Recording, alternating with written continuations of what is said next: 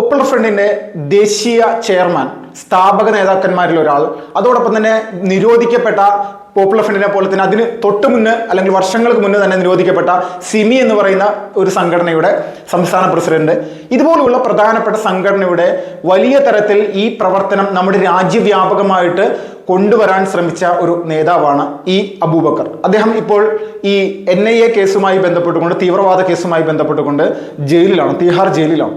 നമ്മളൊരു കാര്യം ചിന്തിക്കുക, വർഷങ്ങളോളം നമ്മുടെ ഈ രാജ്യത്ത് അദ്ദേഹത്തിൻ്റെ ഏകദേശം 69 വയസ്സ് വരെ നമ്മുടെ രാജ്യവിരുദ്ധ പ്രവർത്തനത്തിന് വേണ്ടി ജീവിതം ഒഴിഞ്ഞു വെച്ചു എന്നുള്ളത് തന്നെയാണ് യാഥാർത്ഥ്യം. പച്ചയായ സത്യം അത് തന്നെയാണ്, അതിൽ ഒരു സംശയവുമില്ല. അപ്പോൾ ഇതുപോലെ ഭീകരവാദ സംഘടനകൾക്ക് വേണ്ടി പല സമയത്തായിട്ട് അതിനുവേണ്ടിയുള്ള സമയം പൂർണ്ണമായിട്ടും ചിലവഴിക്കുകയും അവസാനം ജയിലിൽ അടക്കപ്പെടുക എന്ന് പറയുന്ന വലിയ തരത്തിലൊരു സംഭവം കൂടി ഈ പറയുന്ന ഈ അഹമ്മദിന്റെ ജീവിതത്തിൽ ഉണ്ടായിരിക്കണം. നമ്മൾ ചിന്തിക്കേണ്ട ഒരു കാര്യം, നമ്മുടെ രാജ്യം ഒരു ജനാധിപത്യ മതേതര രാഷ്ട്രമാണെന്നുള്ളതിൽ തർക്കമില്ല. പക്ഷേ ഇവിടെ ചില ആളുകൾക്ക് ഒരു പുഴുക്കുത്താണ് ഈ രാഷ്ട്രത്തിലെ നിലവിലെ സംസ്കാരത്തെയും സംസ്കൃതിയെയും പൂർണ്ണമായിട്ടും അടിച്ചൊതുക്കി തുടച്ചു നീക്കുക എന്നുള്ള നിലപാടാണ്. ഈ നിലപാട് എടുത്തുകൊണ്ട് കൃത്യമായിട്ട് 2047 ഈ രാഷ്ട്രത്തെ ഒരു ജിഹാദി രാഷ്ട്രമാക്കി രൂപീകരിക്കുക എന്നുള്ളതായിരുന്നു ഒരു പ്രധാനപ്പെട്ട ലക്ഷ്യം. നമ്മൾ ചിന്തിക്കുക, PFI നിരോധനത്തിന് ഒരു വർഷം മുന്നേ രാജ്യവ്യാപകമായിട്ട് പല ഘട്ടങ്ങളിലായിട്ട് അന്വേഷണവും റെയ്ഡും നടക്കാറുണ്ട്. ഇതിൽ ബീഹാറിൽ ഒരു അന്വേഷണ റിപ്പോർട്ടുമായി ബന്ധപ്പെട്ടുകൊണ്ടുള്ള ഒരു സംഭവം NIA പുറത്തുവിട്ടിരുന്നു. ഇതിൽ 2 പ്രധാനപ്പെട്ട റിട്ടയർഡ് പോലീസ് ഉദ്യോഗസ്ഥന്മാരെ അറസ്റ്റ് ചെയ്ത സമയത്ത് ഇവന്മാർ പ്രധാനമായിട്ട് PFI പ്രവർത്തകർക്ക് ശാരീരിക പരിശീലനം നൽകുന്ന ആളുകളാണ്.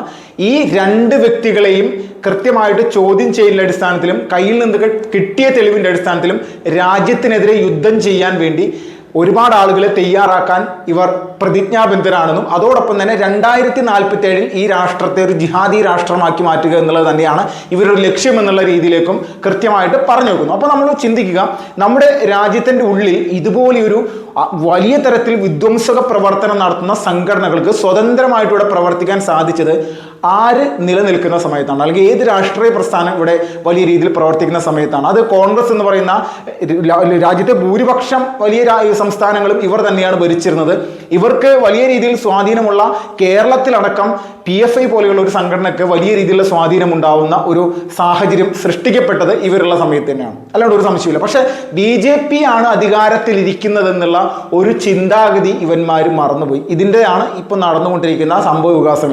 SDPI ഇന്നോ നാളെ നിരോധിക്കുമെന്ന് നമ്മളാരും പറയുന്നില്ല. കാരണം SDPI എന്ന് പറയുന്നൊരു രാഷ്ട്രീയ പാർട്ടി തന്നെ ഇവർ രൂപീകരിച്ചത് നിരോധനം പതുക്കെയാകാൻ വേണ്ടിയാണ്. പക്ഷെ നിരോധിക്കും, കാരണം വ്യക്തമായിട്ടുള്ള തെളിവുകളുണ്ട്. നമ്മുടെ രാജ്യത്ത് ഒരു രാഷ്ട്രീയ പ്രസ്ഥാനം പ്രവർത്തിക്കുമ്പോൾ രാജ്യത്തോട് കൂറും പ്രതിബദ്ധതയും ഉണ്ടാകണം. രാഷ്ട്രത്തിൻ്റെ മതേതരത്വവും ഇവിടുത്തെ സംസ്കാരവും നിലനിർത്തുന്നതിനായിട്ടായിരിക്കണം നമ്മുടെ ഒരു പാർട്ടി ഉദിച്ചു വരുന്ന സമയത്ത് പൊതുസമൂഹത്തിൻ്റെ ഇടയിൽ പ്രവർത്തിക്കേണ്ടത് എന്നുള്ള കൃത്യമായിട്ടുള്ള കാര്യമുണ്ട്. അത് നിറവേറ്റാൻ ഒരിക്കലും SDPIക്ക് സാധിക്കില്ല. ഇവരുടെ ലക്ഷ്യം വലിയ രീതിയിൽ തന്നെ ഒരു പൂർണ്ണമായിട്ടും നമ്മുടെ മതേതരത്വത്തെ തകർത്ത് കളഞ്ഞുകൊണ്ടുള്ള ഒരു സംവിധാനം ഇവിടെ ഉണ്ടാക്കിയെടുക്കുന്നുള്ളൂ. അപ്പോൾ തീവ്രവാദ പ്രവർത്തനത്തിൽ ഏർപ്പെടാൻ നിരവധി യുവാക്കളെ ഇവരുടെ പ്രവർത്തനങ്ങൾ കൊണ്ട് സ്വാധീനിക്കപ്പെട്ട് ഈ ഒരു വലയിൽ അകപ്പെട്ടു പോയിട്ടുണ്ട്. ഇവരാണ് ഇന്ന് PC ജോർജ് അടക്കമുള്ള ആളുകളുടെ പല വിഷയങ്ങൾ വരുന്ന സമയത്ത്, അല്ലെങ്കിൽ ഇതുമായി ബന്ധപ്പെട്ടുകൊണ്ടൊക്കെ തീവ്രവാദ വിഷയങ്ങളുമായി ബന്ധപ്പെട്ടുകൊണ്ടൊക്കെ പല കേസുകൾ വരുന്ന സമയത്ത്, ഉത്തർപ്രദേശിലെ പല വിഷയങ്ങളും റിപ്പോർട്ട് ചെയ്ത സമയത്ത് കൊലവിളികൾ നടത്തുക. ഇവർക്കിപ്പോൾ ഈ കൊലവിളി നടത്തിക്കൊണ്ട് അല്ലെങ്കിൽ വലിയ തരത്തിൽ രാജ്യത്ത് ഒരു സോഷ്യൽ മീഡിയയിലൊക്കെ ഇവന്മാർ നടത്തുന്ന ചില സംഭവങ്ങൾ കണ്ടു കഴിഞ്ഞാൽ എത്രത്തോളം വലിയ രീതിയിലുള്ളൊരു പ്രതിസന്ധിയും പ്രശ്നങ്ങളുമാണ് ഇവരുടെ ഭാഗത്തുണ്ടാവും. നമ്മൾ ഒരു വാട്സപ്പ് ഹർത്താലുമായി ബന്ധപ്പെട്ടുള്ള കാര്യങ്ങൾ നമ്മുടെ കേരളത്തിൽ ചർച്ച ചെയ്തിട്ടുണ്ടായിരുന്നു. ഇവിടെ ഈ വാട്സപ്പ് ഹർത്താൽ നടന്ന സമയത്ത് നമ്മുടെ കേരളത്തിലെ മാധ്യമങ്ങൾ പോലും ഇതിനെ വലിയ രീതിയിൽ വെള്ള പൂശാനും ഇതിന്റെ പുറകിൽ പ്രവർത്തിച്ചത് വേറെ ആളുകളാണെന്നുള്ള നിലയിലേക്കൊക്കെയാണ് കാര്യങ്ങൾ എത്തിച്ചത്. പക്ഷെ തെരുവിലിറങ്ങിയത് ആരാണ്? തെരുവിലിറങ്ങിയത് PFIയുടെ പ്രവർത്തകരാണ്, SDPIയുടെ പ്രവർത്തകരാണ്. ഇവരിറങ്ങിയിട്ടാണ് ഇവിടെ വലിയ രീതിയിലുള്ള സംഘർഷം ഉണ്ടാക്കിയത്. ഇതേ സമാനമായിട്ടുള്ള സാഹചര്യമായിരുന്നു SDPIയുടെ ദേശീയ നേതാക്കന്മാരെ 2022 സെപ്റ്റംബർ മാസം 22-ാം തീയതി അറസ്റ്റ് ചെയ്ത സമയത്ത് അതിൻ്റെ 23-ാം തീയതി ഇവന്മാർ നടത്തിയ സംഘർഷവും പ്രശ്നങ്ങളൊക്കെ നമ്മൾ കണ്ടതാണ്. ഇത്രക്ക് വലിയ രീതിയിലുള്ള 5 കോടി 10 ലക്ഷം രൂപയുടെ നഷ്ടം നമ്മുടെ സംസ്ഥാനത്തെ പൊതുവായിട്ടുള്ള സംവിധാനങ്ങൾക്ക് നേരെ ഉണ്ടാക്കിയിട്ടുണ്ടെങ്കിൽ അതിന് കൃത്യമായിട്ടുള്ള തെളിവുകളുണ്ട്. അപ്പോൾ ഇവരുടെ മനോഭാവം എന്താണ്? ഇത് കേരളത്തിൽ മാത്രമാണെന്ന് ഇവന്മാർ നടത്തിയത്. PFIയുടെ പ്രവർത്തകർ ഇന്നും നമ്മുടെ തൊട്ട് അയൽ സംസ്ഥാനമായിട്ടുള്ള കർണാടകയിലെ പരപ്പന അഗ്രഹാര ജയിലിൽ ഇവരുടെ ഒരുപാട് പ്രവർത്തകർ ഇപ്പോഴും കിടക്കുന്നുണ്ട്. ഇവരെങ്ങനെയാണ് ഈ ജയിലിൽ അകപ്പെട്ടതിൻ്റെ പ്രധാനപ്പെട്ട കാരണം 200ഓളം പ്രവർത്തകർ UAPA നിയമപ്രകാരം ജയിലിൽ കിടക്കുകയാണ്. ഇവരെ നിരോധിക്കപ്പെടുന്നതിന് മുന്നേ ജയിലിൽ കിടക്കുന്ന ആളുകൾ കൂടിയാണെന്ന് നമ്മൾ ചിന്തിക്കണം. എന്താണ് ഇവർ ചെയ്ത കുറ്റം?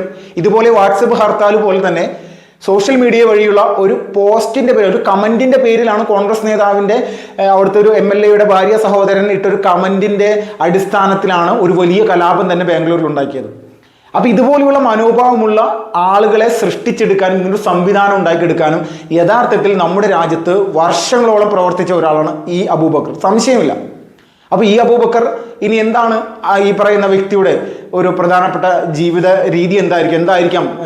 ഒരുപാട് സാഹചര്യങ്ങൾ ഇപ്പോൾ ജയിലിൽ അനുഭവിക്കുന്നു എന്നൊക്കെയാണ് പറയുന്നത്. കൃത്യമായിട്ടുള്ള റിപ്പോർട്ടുകൾ പറയുന്ന ഒരു അടിസ്ഥാനത്തിൽ ഈ അബൂബക്കറും അതോടൊപ്പം തന്നെ ഇപ്പോൾ അറസ്റ്റിലായിട്ടുള്ള MK ഫൈസിയെയും ഉത്തർപ്രദേശിലെ ജയിലുകളിലേക്ക് മാറ്റാനുള്ള ഏകദേശം തീരുമാനത്തിലേക്ക് കാര്യങ്ങൾ പോകുന്നു എന്ന് തന്നെയാണ് റിപ്പോർട്ടുകൾ വരുന്നത്.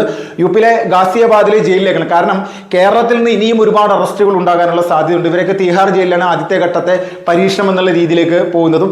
അതോടൊപ്പം തന്നെ നിലവിൽ SDPയുടെയും പോപ്പുലർ ഫ്രണ്ടിന്റെയും പിടിക്കപ്പെട്ടിട്ടുള്ള നേതാക്കന്മാർ, SDPയുടെ പ്രധാനപ്പെട്ട ദേശീയ നേതാവ് എന്നുള്ള നിലയിൽ MK ഫൈസി മാത്രമാണ് അറസ്റ്റിലായിട്ടുള്ളത്. പക്ഷേ PFIയുടെ നേതാക്കന്മാരെ ഒന്നിച്ച് തന്നെ പൂർണ്ണമായിട്ടും ഉത്തർപ്രദേശിലെ ഗാസിയാബാദിലേക്ക് മാറ്റാനുള്ള എല്ലാവിധ തീരുമാനങ്ങളിലേക്കും കേന്ദ്ര നേതൃത്വം എത്തിയിട്ടുണ്ടെങ്കിൽ കേന്ദ്ര സർക്കാർ എത്തിയിട്ടുണ്ട്. ഒരുപാട് വിഷയങ്ങൾ ഇതുമായി ബന്ധപ്പെട്ടുകൊണ്ട് ഇപ്പോൾ നടന്നുകൊണ്ടിരിക്കുകയാണ്. രാജ്യത്തെ മുഴുവൻ സംസ്ഥാനങ്ങളിലും ഒരുപാട് കേന്ദ്രങ്ങളിൽ ഇവരുടെ പ്രധാനപ്പെട്ട സംവിധാനങ്ങൾ കൃത്യമായിട്ട് അതിൽ താഴ്ന്നിറങ്ങിക്കൊണ്ട് NIA അന്വേഷണം നടത്തുകയാണ്. അപ്പം ഇതൊക്കെ നടത്തുമ്പോൾ ഓരോ പ്രാവശ്യം ഈ അന്വേഷണങ്ങൾ നടത്തുന്ന സമയത്തും രാജ്യവിരുദ്ധമായിട്ടുള്ള ഒരുപാട് കാര്യങ്ങൾ ഇവരുടെ കയ്യിൽ നിന്ന് ലഭിക്കുന്നുണ്ട്. അപ്പോൾ നമ്മൾ പൂർണ്ണമായിട്ട് മനസ്സിലാക്കുക, നമ്മുടെ രാജ്യത്തിനെതിരെ പ്രവർത്തിച്ചിട്ടുള്ള ഓരോ ആളുകളും അവരെത്ര കാലം പ്രവർത്തിച്ചു എന്നുള്ളതിലല്ല അടിസ്ഥാനപരമായിട്ടുള്ള കാര്യം, അവരുടെ ഇന്നത്തെ ഒരു ജീവിത രീതി, അവർ ചെയ്ത പ്രവൃത്തിയുടെ കർമ്മത്തിന്റെ ഫലമാണ് ഇന്ന് അനുഭവിക്കുന്നത്, തർക്കമില്ല. ഇതേ ഒരു മനോഭാവം തന്നെയായിരുന്നു അബ്ദുൽ നാസർ മദ്നിക്കും.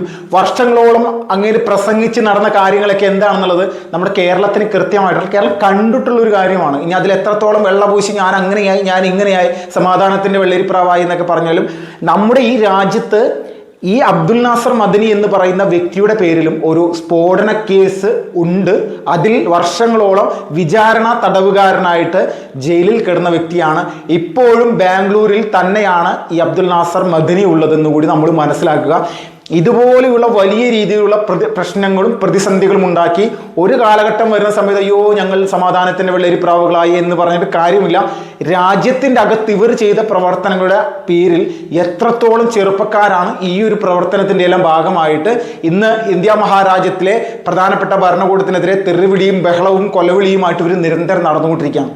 ഇവരൊക്കെ ഇനി നമ്മൾ കൃത്യമായി മനസ്സിലാക്കുക, ഒരു കാര്യത്തിൽ നമ്മുടെ രാജ്യം രക്ഷപ്പെട്ടു എന്ന് പറഞ്ഞാൽ ഈ ജനറേഷനിലെ ഒരുപാട് ചെറുപ്പക്കാർ ഈ സംഘടനയിലേക്ക് പോകേണ്ടതായിരുന്നു. അവരെല്ലാവരും ഇപ്പോൾ ഇതിൽ നിന്ന് പോയ ആൾക്കാർക്ക് ഒരു ബോധം ഉദിച്ചിട്ടുണ്ടാകാനുള്ള സാധ്യതയുണ്ട്. അത്രത്തോളം വലിയ രീതിയിലുള്ള വിഷമാണ് ഇവന്മാർ കൊടുത്തിട്ടുള്ളത്. ഇവർ പറയുന്നത് രാജ്യത്തെ RSS അടക്കമുള്ള പല സംഘടനകൾ അവരെങ്ങനെയാണ് അവരിങ്ങനെയാണെന്നാണ്. പക്ഷേ ഇന്ത്യ രാജ്യത്ത് RSS എന്ന് പറയുന്ന സംഘടനയുടെയൊക്കെ പ്രവർത്തനം ഒന്ന് പരിശോധിച്ചാൽ നമുക്ക് കൃത്യമായിട്ട് മനസ്സിലാക്കാൻ സാധിക്കും എത്രത്തോളം രാഷ്ട്രത്തിന് വേണ്ട രാജ്യസ്നേഹികളായിട്ടുള്ള ആളുകളെ ഉയർത്തിക്കൊണ്ടുവന്ന സംഘടനയാണ്. നമ്മളൊന്ന് മനസ്സിലാക്കിയാൽ മതി, APJ അബ്ദുൽ കലാമിന്റെ ജീവിത രീതിയിൽ പോലും ഈ സംഘടന അദ്ദേഹത്തെ നാഷണൽ അല്ലെങ്കിൽ നമ്മുടെ രാജ്യത്തിന്റെ പ്രസിഡന്റ് ആക്കുന്നതിലേക്ക് എത്രത്തോളം വലിയ രീതിയിൽ മുൻകൈ എടുത്തിട്ടുണ്ടെന്നുള്ളത്. കാരണം RSSന്റെ നിർദ്ദേശപ്രകാരം തന്നെയാണ് BJPയുടെ കൃത്യമായിട്ടുള്ള അല്ലെങ്കിൽ NDAയുടെ ഒരു സപ്പോർട്ട് ഇദ്ദേഹത്തിന് ലഭിച്ചത്. അദ്ദേഹം നമ്മുടെ രാജ്യത്തിന് എത്രത്തോളം സേവനങ്ങൾ ചെയ്തിട്ടുള്ള എന്തെല്ലാം കാര്യങ്ങൾ നമുക്ക് ഇന്നും അഭിമാനിക്കാൻ പറ്റുന്ന ഒരു